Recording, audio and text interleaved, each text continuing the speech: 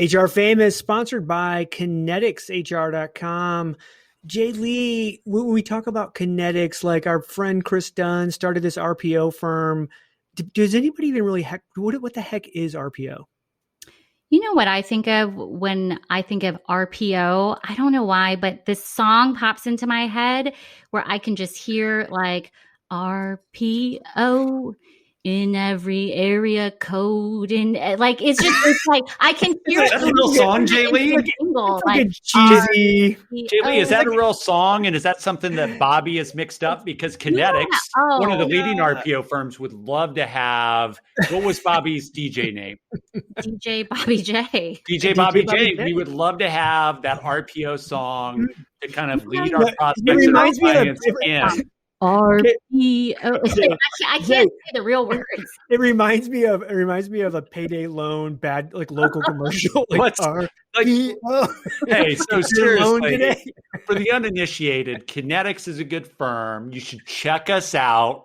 If you need how'd you do it, JLee? RPO. You should check us out if you want RPO and recruiting services. You should do that. But man, can we get Bobby J on that? Because that would be super cool, like some bass coming in, and then you, JLee, mixed in with how you did that. That would be perfect. You know what the song is?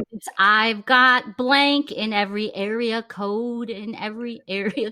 And I hear, oh my God. Wow. I wish we had video. All right. Hey, kineticshr.com. If you need a payday loan or you need great recruitment process outsourcing, make sure you connect with Chris Dunn.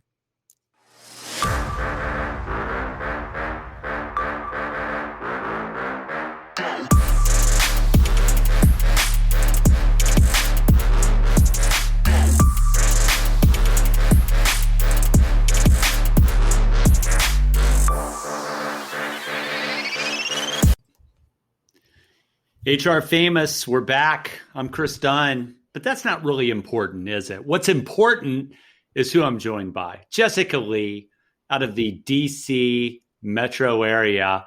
I hear there's a couple things going on these days there. Hope she's okay. Let's bring her in and find out. JLee, how are you?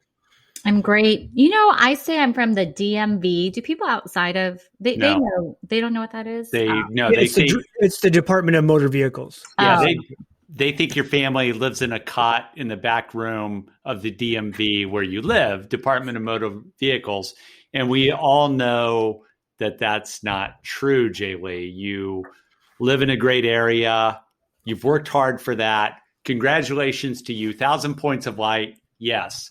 Actually, you know what? I don't know if I live in a great area because last night someone rang the doorbells of everyone in our neighborhood, put an envelope on the door, and the envelope said, "You're living in the midst of a scam artist." And it was like this 4-page letter saying that there's a renter in the neighborhood who is a psychic scamming people. And so all of us started messaging each other. People are looking at their Ring doorbells to see who was the guy who dropped the letter off. It's crazy. I have a scam artist in my neighborhood. It's not a good area, apparently. Was the letter in Comic Sans font, JLee? Because it makes a difference what font it's in. What font was the letter in? It was cut words out of magazines. It was classic Calibri, and it was actually well written. They had backup documentation of Groupons for this psychic. It was amazing. Wow. So, JLee, real quick, the other voice you hear for the uninitiated is Tim Sackett out of the greater Lansing, Detroit area. JLee, I'm coming right back to you. Tim, how are you? I'm doing great. We don't call it the Department of Motor Vehicles in Michigan. It's called the Secretary of State's office. But I do get. I obviously have heard DMV before. So, Tim, where's the nearest psychic to you? How far do you have to drive if you want a little palm reading? Maybe 2 miles. There's a lot. It seems like there's psychics by the pot shops in Michigan, right? A shop opens up, a psychic opens. They're kind of hand in hand. You probably can sell pot and read someone's fortune all at the same time. So Mrs. Dunn and I were driving to a basketball game to our junior in high school. It's a route we don't take a lot. And you'll be happy to know that one of the 2 major political parties has a county office. I won't say which one because this is This is an inclusive podcast. And they actually, the county we live in, which is like a suburban county, actually the office that the party is in, like their county like party office, is next door to a psychic, JLee. Perfect. So when you see the party, like you drive up and you say, oh, I didn't know that was there. And then there's a psychic lit up sign. So that was fascinating. It was a great end to my Friday night when I saw that. But JLee, let's get back to your letter writer. Is it bad that you have a psychic in your neighborhood? Is that actually a scam, or is that a choice that we all make if we choose to believe in that? I don't know. One would say that there's riffraff coming in and out of the neighborhood because of this. So there's that angle. But I'm all for side hustles and people making their money. So have at it. Be a psychic. Sure. What was the call to action at the end of the letter, JLee? I'm assuming there was a call to action. What was the call to action? There was an anonymous Gmail address for outthepsychic@gmail.com where they wanted you to report any tips. There was an email address, a phone number, and a website link for the local police department. Yeah. It was legit. I don't know what's more concerning, the person that put all that time together thinking they got scammed by an illegitimate psychic, or that they actually believe that psychics are real and they just didn't pick the right one. Like either way, you're like, both things are wrong. Like no. Psychics are like sports gambling. It's for entertainment purposes only, right? It's not real. Hey, Tim, speaking of entertainment, I'm going to change the topic a little bit. Our first real topic is on the Netflix inclusion report. That's coming up. But before we do that, speaking of entertainment, Tim, how frustrated do you get with people in your inner circle, not family members, but people in your inner circle when you recommend things to watch on Netflix or any streaming service and they don't share your passion? Is that frustrating to you?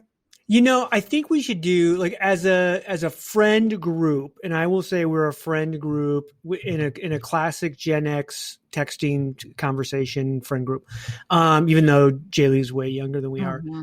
And we constantly share entertainment choices on the various streaming platforms. But I think they should come with a rating system. Like let's say 10. Yeah. I get on a 1 to scale 10. 10 is, if you also don't watch this, we're really not friends, and you should be kicked off of the text stream. A 9 would be, I'm 90% sure you're going to really like this because we're friends. If you don't watch it, I understand. I still question your life choices, and you probably should watch it, right? And we'll go down from there, right? To the point. Yeah, but the key would be you only get so many tokens of each one. Yeah, for sure. You can't overuse your 10. You have to distribute it. JLee, what about you? Does this frustrate you? Because I feel like I'm behind right now. I feel like I have not watched something that we wanted to talk about while we tape this, and I'm behind. How do you feel about that, JLee? Well, I believe I have been in those shoes before because it took a long time to watch Hamilton. Yes. So I recognize that. And now I see the error of my ways. You were like, I'm not going to like Hamilton. It's fine. It's over. It's too much. It's not going to live up to the hype. And now your kids watch it 14 times a day. That's right. That is correct. So I do understand what it is like. And now that I have seen the error of my ways, and you know what that's like, Chris, you should just watch what we are telling you to watch. Go. Do what we say. If I was really on top of my game, what I could do is I could ask my psychic, which one of these 3 recommendations is going to have the most impact for my future? What do you got, Tim? But no, Katie, you have the opposite, which is funny because you never ever push us. You are a reader. You read a lot of books. Thank you. You will constantly share those books with us. Tell me more, Tim. This is fascinating. I'm a reader. And we read 0 of those books. Yeah, in fact, I was for the audience, I was citing something out of Business Week, and because Tim knows I'm a reader of the written word, comes over the top at me about the fact that, Katie's reading a magazine. That's why you can't share it with us. It's the only magazine I still get, but tough. Katie's just killing trees out there. All right, let's move to our first topic. JLee, I'm coming to you first, appropriately so. Netflix in mid-January did their first ever inclusion report. And it's important for a lot of reasons, but I really liked it. First of all, they had good data. I'm not an expert in DEI, but it seemed like they were making progress. But one of the things I thought it was, JLee, was I thought it was a real primer on you're making progress. Your world of DEI is not perfect. So you're going to frame the communication up. I thought it was a great primer in HR, in TA communications, and really corporate communications. And I guess we would expect that from Netflix, being the entertainment kind of gurus they are. But I'm going to read a couple things to both of you. And JLee, I'll start it out with you. I thought they did a really good job of saying what they were good at and really kind of defining what inclusion means for them along the ways. I'll give you like one stat, JLee, and I'm going to throw it to you. What they led with in the Netflix inclusion report was that women make up half of our workforce, 47.1%, including at the leadership level. Directors and above, women represent 47.8%, vice presidents 43.7%, and senior leadership 47.6%. So those are great stats. I don't have demographics to compare them to either nationally. I'm ill prepared right now, but what they did, JLee, is they really led with what they were strong at. We're going to get into other areas quicker. I know you've seen the report, JLee. What's your overall take, and what's your take on them leading with the strength of what they do for women? Yeah. So before we even get into the data, I think what Netflix is doing just in terms of the presentation of the report, as well as the other efforts they're making in the DEI space, this is just one sliver of something I think that they're actually doing really well. So, they have started to, I don't know if you guys saw this a few months ago, but they sponsored and hosted a webcast chat about being a person of color in HR. And it was, they wanted to get, I think it was actually being Black in HR. It was a webcast that they sponsored, and they, had a roundtable of people talking about what their experiences are. And it was amazing for me, brand boosting / just, very insightful conversation that they're trying to foster without the intent of trying to get more people to, sign up for their own Netflix accounts and drive revenue. So it's these pieces of the strategy that they have in place, I think are super interesting. And then the report is just yet another sliver, super compelling in terms of their communication style around it, how they're trying to drive the narrative. And all those things together actually creates this, sense of even if they're not doing that great, when you look at the data, all of that counts toward we're working on something. JLee, follow-up question for you, and then we'll bring Tim in.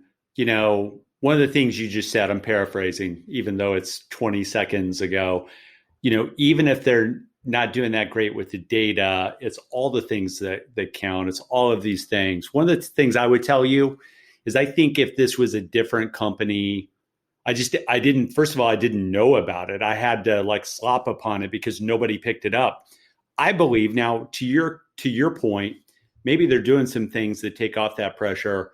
I don't think people naturally want to be critical of Netflix in this area because of the product we get, the fact it's part of the entertainment industry. I think we're naturally predispositioned, or I think the world is, not to pick this up and to really go into the data. What do you think about that? That's probably fair. Yeah, I think that's right. But part of it is also they've had a good track record overall. So yeah, I could agree with that. Tim, what do you think? I know you are, your mom, may she rest in peace, started your firm. I know you look at the gender numbers, women representation. How did that appear to you? I do think, demographics are super important in terms of controlling the narrative. For them to say, hey, 47% of the workforce is female, blah, blah, blah. And you could go, wait a minute, 51% of the U.S. of the U.S. population is female. So why don't you start matching the population? But again, if you break down, well, no, we're not talking about population. We're talking about like workforce within the market, because you could do similar things with like going, hey, we're at 8%, people of color within our technical roles, which doesn't sound like a lot. But then if you go, but the demographic of the marketplace is only 6%, then it makes you look better, right? So you can control that narrative by really digging in to the minutia of the demographic detail, I think, which is important when you're starting to talk about some of this stuff. In terms of, do they get a pass because we like their product? I think that is across the board correct. You know what? Nobody cares what the demographic data as Ford Motor Company is. Like, no one cares. They're like an old, it's like, that's your grandpa's brand. We don't give crap about them. But if we talk about Netflix, we like them. So we also don't care. But let's talk about what's a really big popular brand that we all love to hate. Like Tesla, Uber, right? All of a sudden now we're super concerned. Like, oh my gosh, Uber doesn't have enough females. And you're like, why do you care about Uber? Like, let's talk about Amazon or Walmart or whatever. Let's talk about real major employers, but we don't care about them because we don't hate them, right? So I think those are good points, Tim. I think, JLee, I celebrate this a little bit. I'm going like two sides here, right? The first thing is the numbers for women are unbelievable, I think, right? In a company that size. Now, it's the entertainment industry. It's not pure tech. So there's that, but the numbers are good. So they led with what they had. But back to what I asked Tim about and you about, JLee, I don't think that people, first of all, they did not provide what I will call, and somebody made fun of this on me on LinkedIn, they did not provide tabular data. They didn't give a bunch of tables. They gave a couple of high-end charts at the end. They didn't give people the opportunity to dig in. This is their first report, to be fair to them. So at one side, I think that it's kind of hands-off Netflix a little bit. Second side, just as importantly for purposes of our conversation, JLee, like if I was working for you, JLee, you're the CHRO and I'm part of your team, I'd be like, we have to frame this. We have to take credit for what we're good at. And man, they're really good for women. What I love about the Workforce Agility Limited Series by Cornerstone was we talked to executives and customers all about skills. Cornerstone has a wonderful background in learning and development, training, etc. Their LMS is world class, but they've centered the business now, not just on that, like building upon that, but building upon how everything has moved to the skills economy. So check out the limited series called Workforce Agility, and you can get it wherever you get your podcast. And it's just a wonderful series where we talk to their executives on the shift of why, and also their customers that are using it. So check it out whenever you get a chance. Appreciate it. Yeah. So like they didn't provide the tabular data, but like what they did do is tell a story very much so in a way that is like true to them. And so like you're right. Like we want the charts. We want to be able to download something, make additional cuts of the data and dice and slice it. But they did what's like reflective of them. And I can't knock them on that. I feel like Elon Musk, and I don't have, one of you could look this up while we're taping it. Tim, I feel like Elon Musk could, he would do something, probably that he shouldn't do on Twitter to announce the results. And I feel like he would, I think there'd be a segment that would pile on him just because there's an anti-Tesla like segment as well. So Tim, any final thoughts on that? And then I'm going to go to one more stat that I want to talk about in terms of positioning. So I'm going to throw the Simmons thing. Are we sure, Katie, that Netflix is good for women? So we could sit there and say, hey, from a tech standpoint, their numbers look amazing. But we don't know tech. We know leadership that they look great. No. I'm saying across the board. Doesn't matter if they're a tech company, right? If Netflix, if all three of us right now consider, is Netflix a tech company, those numbers are amazing. They're not a tech company. They're a production company. Yeah, they're an entertainment business. So they have a tech component. So are we sure that 47% female in a Hollywood multimedia production company is good numbers. I don't know that. I know in a tech company, that would be amazing. They're not a tech company. So I can't tell you that they're actually good for females. Well, their numbers, I think, were like 35%. Like when. Okay, well, that's all right. Say that again, JLee. I missed that. The what numbers? Like when they break out global gender for technical roles in 2020 was at 34.9%. That's high. That's high. Okay. Now, again, I just was going to push back. Well, to show podcast, we got to talk about it. To show you how much the world cares, and then we're going to talk about one more stat, and then we're going to move on to our second topic. But Katie, first. But first, they are positioning themselves as a tech company and making their numbers look great comparable to Twitter, Facebook, Google. They're not a tech company. Okay, I'm getting there. I'm getting there in a second to show you. And I'll just say this, and then we'll move on to the second stat, JLee and Timmy. To show you how much the world cares, when they did this inclusion report, they did a great video, like to launch the report. By the time I got to it, like 3 weeks later, I didn't check before we started taping.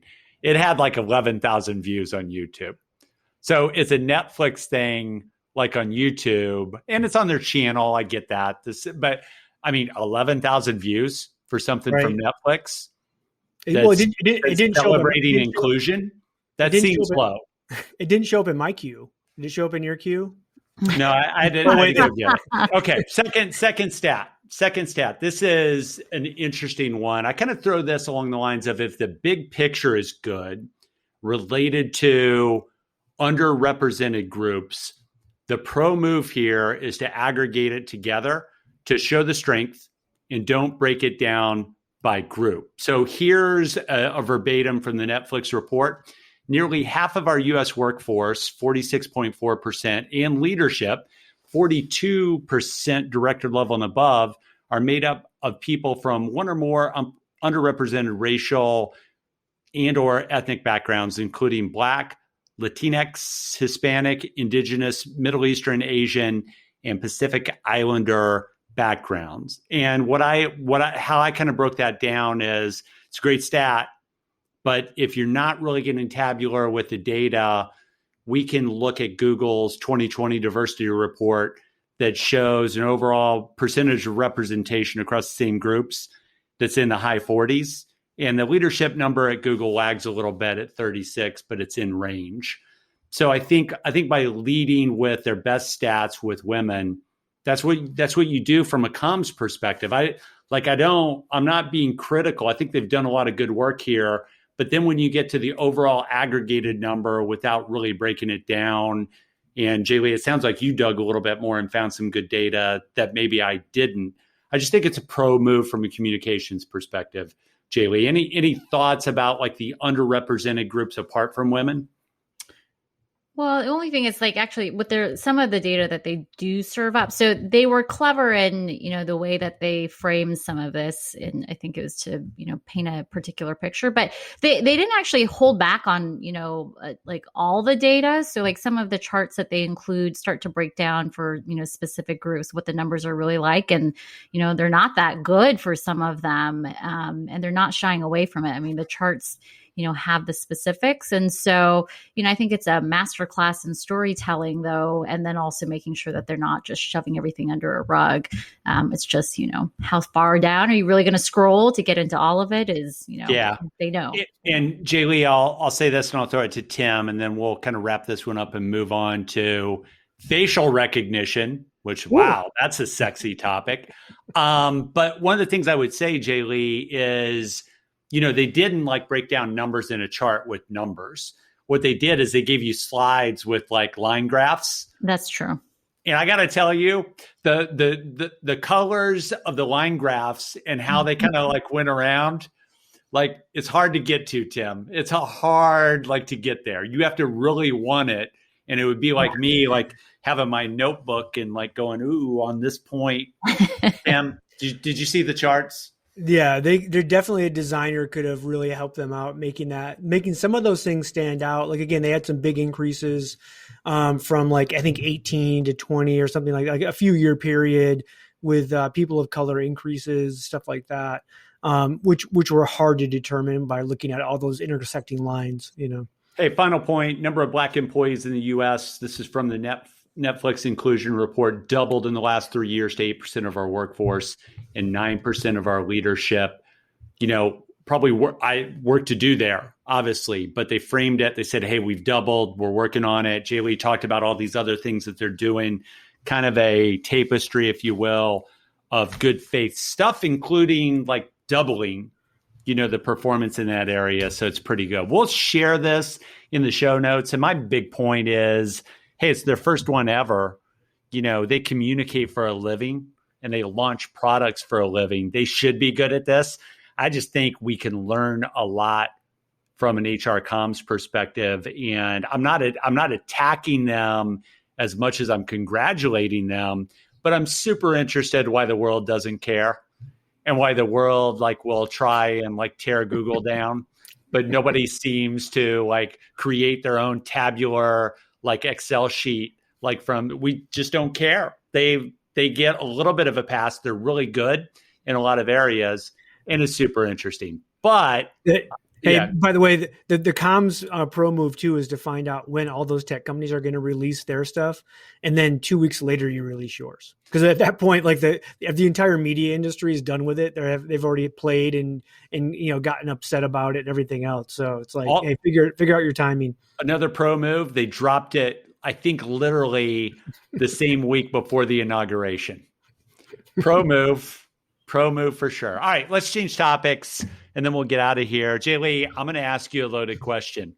How do you feel? And then I'm going to bring our spot reporter on the scene, and I'm going to do some breaking news music for him.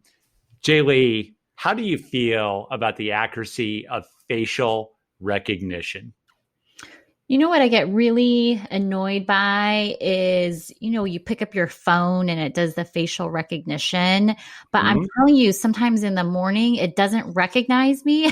I'm like, what's going on? Did I sleep on my face and it's sideways and some parts aren't in the spaces that it's supposed to be. And it's really disturbing that for some reason in the morning, it doesn't recognize me. And then the other thing is I also want it to recognize me when I have my mask on. I don't understand why it's not able to do that yet. So those are my gripes with facial recognition, not quite related to hiring, but other than that, you're okay, okay with facial recognition, yes. Right? Yeah. Got it's impressive, actually, sometimes. JLee, before I throw it to Tim, our news reporter on the scene, it's News Crew 6 on the scene. Does it recognize you when you got your hat on? Yeah. And sunglasses, which I think is interesting. Sometimes it doesn't get me with the hat. Oh, really? Yeah. Well, that's when you wear it way down low. You can't see your eyes. Tim, does your iPhone recognize you when you're out in Utah and you get one of those semi sunburns? So I have to come clean. I don't use it. I don't use the facial recognition on the iPhone. Ooh, off the grid. Tim, that's a great intro. Tell us about Hirevue. They just discontinued. So video interviewing, JLee, they just discontinued facial recognition as kind of a sorting feature. Tim, give it to us in 60 seconds and we'll throw it around. Yeah, I mean, they started building this out 2 or 3 years ago, hired a bunch of data science people. They were doing insights on language, spoken language, written language, all of this stuff, and really gaining a lot of insight. And one of the things that was out there, and we saw this with law enforcement, was, hey, can we gain insight from facial expressions and how people are answering stuff and how they move their eyes and, all of this stuff that happens. And they started really looking at the data and started doing a lot of testing, and turns out they were hey, you know what? There's some cool learnings you can learn. You can learn from somebody through video that, when put together with a bunch of other kind of attributes and insights, we feel as Hirevue, Hirevue feels like they can give you a better selection than you can do on your own. Unfortunately, facial recognition as a technology across the country, across the world, got a really bad rap when it started, being used by law enforcement. And so Hirevue ultimately just could not get traction with this. They were getting way too many, kind of false positive issues that like customers were asking or potential customers were asking about, that they had to walk away from it. JLee, go ahead, JLee. Like the thing with Hirevue doing this in the first place, like you got to give them credit for like a stab at innovation in a space where, people are really hungry to have innovative solutions. They like every TA vendor thinks they've got something great and it's really, not that interesting. But I think that they were too confident with it is part of it. Like we're positioned as, like this isn't something we, are going to force on all of our customers. It is like an add-on. It's like something that we don't 100% know, but like you may be willing to try, we could be willing to try. Is that a crazy approach? I think it was too like embedded in like, we believe this is a thing that is going to make a difference and we're going to put it on every single one of our customers. Like, I think that's where folks got a little freaked out. Like you had young salespeople that were selling this thing to companies that have like IO psychologists that might've been risk averse or things of that sort. And they were like, what are you talking about? How do you know that this can be validated? So I've got, JLee, correct me if I'm wrong. I've got Jimmy, the 29-year-old inside salesperson. Yep. And he gets you on the phone and he's saying it's 100%. And by the way, shout out to the folks at Hirevue. Tim and I like cut a quick like video thing. They were, and JLee, you know this, right? Like all the way back to 08, 09. They're the Kleenex. I mean, they're the brand that you associate to a large degree. Shout out to all the other video interviewing platforms, but Hirevue had the most traction. By the way, They were a premium price. So JLee, like part of like building this out and doing this pivot to facial recognition is part of that premium price. But I do like JLee. I like where you're going with, hey, this is a feature. If you want to turn it on, great. If you don't, that's okay too. But they went all in. Tim, they did go all in, right? With this, at least in the marketing message, even if we don't know if you could opt in or opt out as a client. Yeah, by the way, I'll challenge, JLee a little. I think that this was actually validated technology. I think it worked too well. And I think that scared a lot of companies because they were going to have to answer a lot of questions.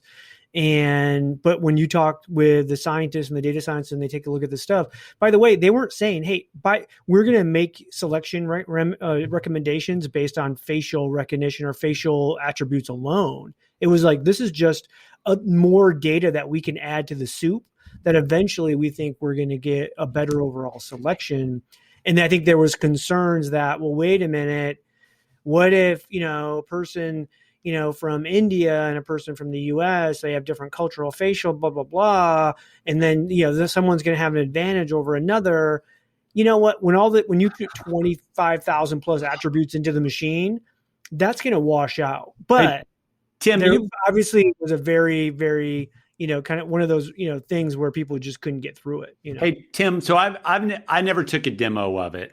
So I do not have like access to this. You may know the answer to this question. If you don't, it's fine. If the three of us apply for a job, same job, the three of us apply for a job and it recommends one of us over the other two and the facial recognition is a contributor to that, what's like 2 or 3 things that it might say the selected candidate or the recommended candidate did better in that sort? Based off facial recognition. No, but it would never say based off facial recognition, here's why we think JLee's better than KD. It would be saying based on all of the attributes and insights that we have, here's a ranking. And then and it could be like JLee was 97 and KD was 96 and Tim was 95. They're not saying, hey, we say that you should pick JLee over KD. We're just saying based on all of these attributes collected, here's the strengths that we found from this person. But now here's some questions you should ask to dig into some of these things. But you have to make that ultimate decision, right? But they wouldn't give me a score based on facial recognition. They would flow it in to match with the background. So they would do the whole HR thing that basically says, hey, we didn't select you for, we had a candidate who was a better overall match. And there are many things that go along with that. Is that the case, Tim? Yeah. Well, they're 100% making the right decision to get the hell out of that business. Tim, I'm interested as we close this out. why don't you use facial recognition? Why is JLee a believer?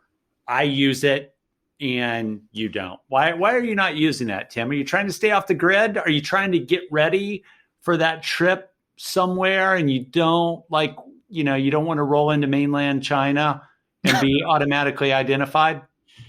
I can't even answer that. I mean, maybe I should. I think it goes back to, you remember when we made the change from, was it the iPhone 8 to like the 10 and they got rid of the button. Remember the button? Yeah. On the bottom? Everyone loves the button. Everyone loved the button. And I actually had somebody recently go, because they still had an iPhone 8. They were just like, oh my God, like how am I ever going to get used to the, the new phone? Like they don't have the button. How do you do it? And I'm like, oh no, I just never turned it on. Like I got the new phone. They said, hey, do you want this? It was new. And I'm like, no, I'm fine with putting in a freaking code. Like I don't need to go like, okay, all right, got oh, my mask. Let me take my mask down. Like I'm like, that's an old guy thing probably. I don't know. Got it. JLee, do you want to cross-examine him on that before we get out of here? There's a lot of stuff. I think he needs to go back to the iPhone 8 button. What do you got, JLee? How do we know he doesn't? Maybe he Exactly.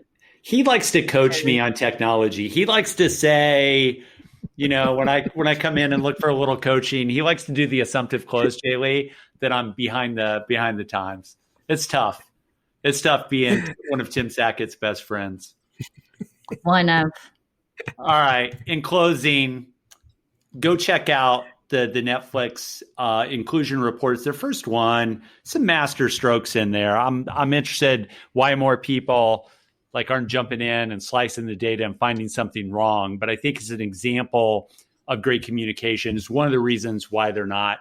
And then by all means, get data on Tim Sackett's face and put it into the scanner and see what your kids can do with that technology. All right, that's it.